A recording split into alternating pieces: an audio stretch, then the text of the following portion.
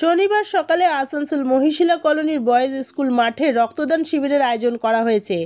এই রক্তদান শিবিরে উপস্থিত ছিলেন আসানসোল পৌর নিগমের মেয়র পরিষদের সদস্য গুরুদাস চ্যাটার্জি, মানস দাস, কাউন্সিলর অশোক রুদ্র, প্রবীর ধর সহ বিভিন্ন বিশিষ্ট ব্যক্তিবর্গ।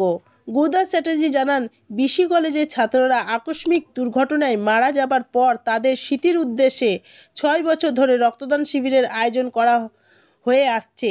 রেওয়ান ওরফে শুভম রায়। শুভম জানান, বিসি কলেজের জিএস অভিষেক রুইদাস, পরাণ মিত্র, অপূর্ব দাস দুর্ঘটনায় মারা গিয়েছিল এবং দুদিন আগে তাদের বন্ধু আকাশ বাল্মীকি অসুস্থ হয়ে মারা গিয়েছে। তাদের স্মৃতির উদ্দেশ্যে রক্তদান শিবিরের আয়োজন করা হয়েছে। Green Asansol, clean Asansol. আজকে এই মহিশিলা কলোনি বয়েজ স্কুল মাঠে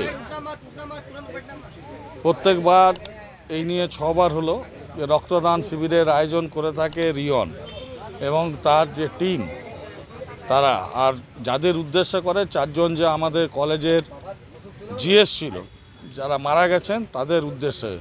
তাদের আকস্মিক মৃত্যুতে আমরা গভীর মর্মাহত, তাদেরকে শ্রদ্ধা জানিয়ে আমরা আজকে প্রবীরদার নেতৃত্বে যে রক্তদান আন্দোলন চলছে সেখানে এখনও পর্যন্ত প্রায় 20 জনের মতো রক্তদান করেছে, আরও 5-10 জন হবে, মোটামুটি 25 জন 30 জন 50-এর টার্গেট আছে। এখন কতটা হয়, এখন 20 জনের মোটামুটি দিয়েছে।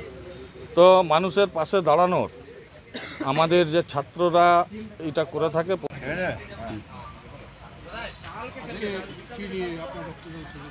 এটা বলতে তো খুবই খারাপ লাগে। আমাদের সিনিয়র যে দাদা ছিল প্রলয় মিশ্র, অভিষেক রুইদাস বিসি কলেজের জিএস ছিল, প্রলয় মিশ্র আমাদের বিবি কলেজের গেম সেক্রেটারি ছিল, আর অয়ন ছিল ভাই মহিশিলারি, আমার ছোটোবেলাকার বন্ধু, আর অপূর্ব বলে দাস ছিল মহিশিলারি।